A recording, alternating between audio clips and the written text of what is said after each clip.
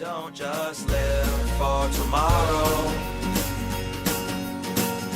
or just live in yesterday. Just be glad for all you have that's in today. And though you've come through many obstacles. Hey everyone, Connie here, and welcome to my blind reaction to episode 5 of Amphibia. So, yeah. So far, these first 4 episodes haven't impressed me that much. There's been some things about them that are a little cool, or even a little funny. But overall, they've been kind of disappointing to me. Now, I said, and I'm going to stand by, that I'm giving this series a real chance this time. I'm going to give this series a real chance, and I will not just drop it willy-nilly this time like I did last time. Though, I wouldn't say it was willy-nilly last time. It was because something legitimately upset me, to be fair. Along with, just not enjoying the series thus far. But I'm still going to give it more of a chance, see how it can improve and stuff. And hopefully it proves me wrong. But so far, it's just kind of boring. Because it's so generic and simple. Like, again, Owl House wasn't like this at the beginning. Steven Universe wasn't like this at the beginning. Yeah, they had some more simplistic, basic plots to some of their episodes, but it hooked you in right away, and it was very much interesting and unique and different right away. Starverse is another example. She-Ra, and so many others you could think of. The point is, this is so generic and bland. The only thing it has going for it is the frog aesthetic. And it's not even interesting. It's not even an interesting, strong aesthetic. It's just kind of bleh. It doesn't feel like anything special. It's not presented as anything special. It's presented as if it's supposed to be, but that it's not. Which is really weird, because they're acting like you should be, like, excited and fascinated by this world, but it doesn't do anything to actually make you excited or fascinated by it. Nothing about it is exciting or fascinating. It's quite uninteresting. And so, I'm just not getting the hype still. Again, hopefully I'm proven wrong and that changes. Hopefully. But I don't get it yet. But like I said, we're going to give it a fair chance, so we're going to keep going. And hope for the best. Now, as always, I don't know what's going to happen in these episodes. As I've stated before, I do know a couple things about what happens in the future. But one, I don't know how far in the future, and two, the stuff I know is more, I'd say important stuff, but it does, I don't know, maybe it's just because I saw it out of context, but it doesn't feel that impressive either. It doesn't feel that interesting. But maybe that's because it's out of context. Like, I don't know enough about the series or the characters to really say if there's anything to it. So we'll just have to see. I'm hoping to be proven wrong. I'm hoping that it ends up impressing me. And if it does, cool. Awesome. I would love for it to. But as of where it's at now, I cannot say this is anywhere near the quality of things like the Owl House or She-Ra or anything like that, really. Even the Ghost and Molly McGee had a better opening than this one. Which is kind of sad, considering I've only seen one episode of that and I've seen 4 of this now. But I'm more invested in that than I am in this. But again, hopefully this just has a very slow start. Hopefully the start to Amphibia is just really slow, really boring, and it gets good later on. That's what I'm hoping for. So we're going to get into this, hope for the best, and see what this episode has in store for us. And we'll see how it goes. So when the screen fades to black, pause this redirect and go to the description below. Follow the link to the reaction, and after you watch it, come back here to the redirect and resume play. Because after it fades to black and then fades back in, everything from that point forward will be my afterthoughts and will contain spoilers to the episode. So that being said, thank you so much for tuning in, and I will see you at the reaction. And we are back, and we'll begin with spoilers in 3, 2, 1, now. These episodes were the same format. And in fact, I think a lot of these episodes might be the same format. I'd have to go back and remember what each of the previous episodes were about. It just seems like all of these episodes are formatted that Anne gets interested in something, Anne does something wrong, Anne learns her lesson, rinse and repeat. It's all the same basic thing. And it's kind of boring. Like, there are little bits and pieces in these episodes that are good. There are little bits and pieces that are funny or interesting or whatnot, but for the most part, those are very few and far between. Most of the episodes tend to be just really kind of boring and uninteresting. And it's hard to force myself to watch through these, because it's like I'm pre-recording this. As you know, I pre-record things. I'm pre-recording this on Friday, only a day ahead of time, because I literally put it off for 2 days now. I was going to pre-record this on Wednesday, and I put it off for 2 days because I wasn't invested in this series enough to want to get to it before. So I just kept procrastinating. And this is one of the reasons. On top of things like the characters just being kind of bland, the fact that it just seems like nothing about these stories or episodes or whatnot are doing anything revolutionary, and just keep kind of doing this process with its stories and all, is just kind of bland to me. And that's just kind of what this series is so far. And again, there are things to like. There are good jokes. There are things that get a notable reaction out of me. And there's Bessie, who I just love. Like, you can't help but love Bessie. Like, Bessie's adorable. But outside of things like that, it's just like, most of the episode, again, it's just the same bullshit. And it gets old really quickly.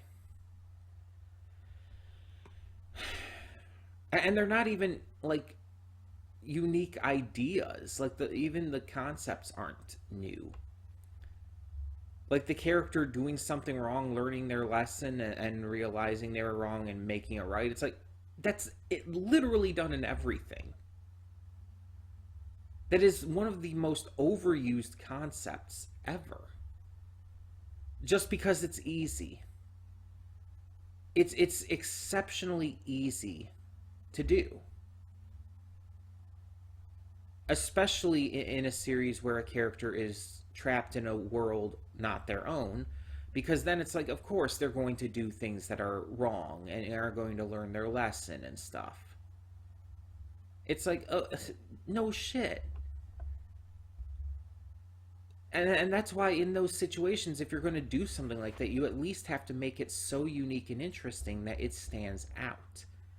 And nothing about this does. The first half of this episode, she goes on a joyride, because we've never seen that before. She takes Hop Pop's car, or in this case Snail, on a joyride. And the funny thing is, in most of these stories, they would show that they crash or something goes really wrong in that regard or something. In this, she's actually a perfect driver, and it's like I'll give it that's unique. That in this, Anne actually is able to drive Bessie pretty perfectly. The only thing that goes wrong is when she goes off-road, which is a dumb idea in the first place. So it's just a dumb idea that makes everything go wrong and that needs to be fixed.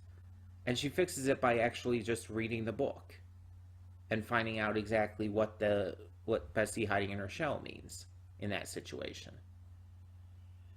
It takes an interesting turn, but then kind of goes back to the just generic, like, oh, Pop was right all along, you just have to read the book. And it's like, I would have been more interesting if nothing happened. As weird as that sounds, it would have been more interesting if just nothing bad happened. If Anne was just actually a really good driver for Bessie, and everything, mostly at least, went well. The entire conflict part of this actually is what hurt the episode, because it took something that was actually starting to go in an interesting direction and just returned it to the status quo. And that hurt the episode more than anything. And then we have the second half, in which, while the first half was just a typical, like, again, very stereotypical, like, Grand Theft Auto episode, in the end. That's not a way to word it, but you know what I mean. That completely went against its actual interesting idea. The second one didn't even try to go against its interesting idea. Or rather, it didn't even try to give an interesting idea to go against. The second one is even more blatantly stereotypical and even more it's even less interesting. Because the second one is so by the numbers, it's not funny. Anne gets famous because of a misunderstanding with something, starts to lose her way because of it, and upon realizing that she'd have to leave behind the friends she made who like her for who she is, she decides to give it all up. It is the most blatantly stereotypical story I think we've had in this series so far. It is so boring because they don't even try to do anything interesting with this one. It's so by the numbers. And the only thing in it that actually, like, even got any sort of notable reaction out of me was the fucking butter on the face. And that's just because that was fucking gross. But it's like, everything about the episode was so bland that it didn't even try. And neither of these two halves of the episode did anything to endear me to these characters. So I'm still not connected to these characters at all. I have no reason to, like, really like them that much yet. I don't care about them. I mean, compared to, like, the Owl House, where it took me very little time to start caring about the likes of Luz and Ida and Willow and Gus and whatnot. It took me longer to care about King, but to be fair, it took a bit of time to actually develop him as a character. Besides just a comic relief. Um, but the point is, I got invested in quite a few of the characters right away, pretty much. I was invested in Willow almost instantly when we met her. Like, let's be honest here. And Luz was instantly likable as well. And it's just, I don't get that with the characters in this show. Anne feels like she's just not that interesting. She's a quirky, weird character for the sake of being a quirky, weird character rather than that just being a human trait to her. It doesn't feel natural. It feels like they're just trying to make a quirky, weird character to have one. Hop Pop is as blatantly stereotypical of a old man character as you can make. What is his name? Sprig. I was gonna say Slippy for a minute, and it's like, no, that's not right. Sprig, he's forgettable. Honestly, he's not funny. He's not that likable, and he's forgettable. Polly is the most interesting main character in this, and she's not even what I would really call a main character. Um, she doesn't get as much screen time as Sprig or Hop Pop. She's nowhere near as important to the story. She's much more minor of a character. And she's the most interesting one of the group. And even she's not that interesting comparative to other shows.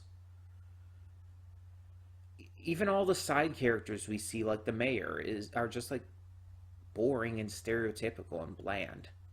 It's like just nothing about them really just makes me care. And so it's like I'm still not understanding the appeal behind this. I don't understand. I don't know if people are just a little more forgiving of shows than I tend to be. I don't know if I'm just the hard ass here or not.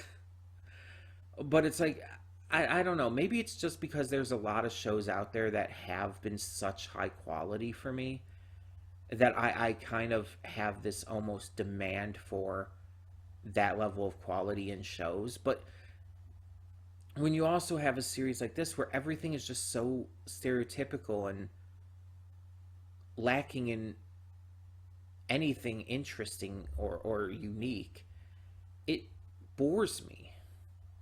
And that it possibly is just because I'm so used to having so many good shows now that it's become more of the norm for me. And seeing shows like this, which I might have been into in the past, now are boring to me because everything in them I've seen done to death, and I expect better because almost everything is better now. Someone said something in the comments on the last video. Let me see if I can bring that up real quick. I think it was regarding this kind of discussion too, so let me see if I can real quick bring that up. I have my phone here. I can check it on here, so it makes it easier and hopefully quicker.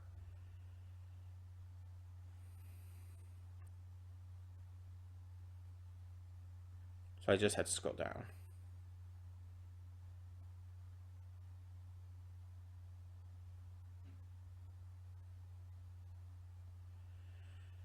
Okay, let me see if that's the most recent. Yeah.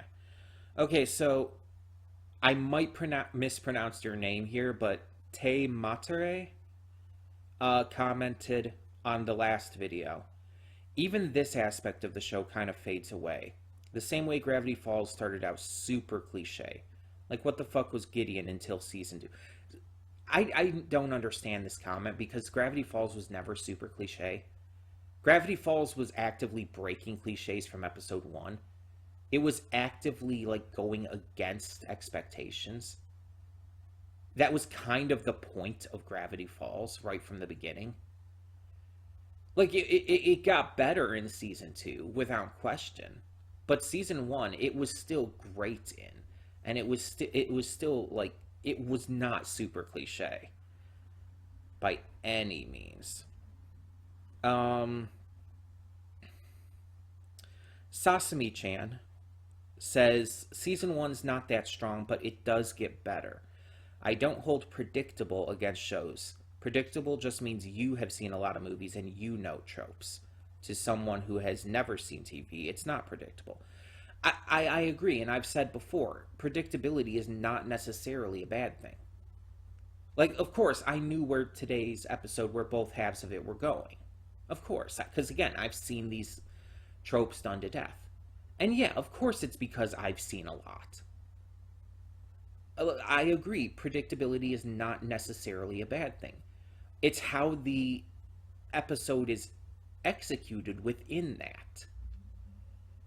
Because predictability, like, there are certain parts of One Piece that are predictable, but I still love them because it's still executed well with the characters and the story and the just writing and dialogue and everything. The problem is it's not here. That's what I'm saying. It's not the predictability that's the issue. It's how the predictability is executed and how the show is executed around the predictability. Sasami-chan also says, in my opinion, episode 10 is the point where you'll get interested, and not everything before that is just setting up this is the world frogs and killer bugs. This is getting into stuff that could be seen as maybe spoilery, but it does also list it. They do also say it's their opinion, so I don't know. But it seems like the main gist of what I'm seeing here. Let me see if I can go back and see anything else. I'm thinking probably not.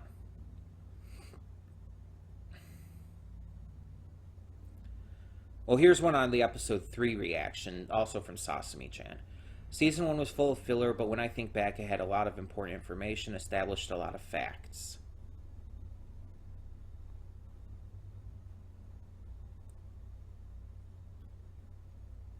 So, yeah.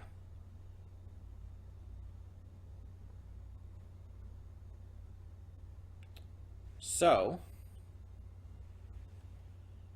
it seems like all of these comments and everything were not like things that really changed too much from my perspective.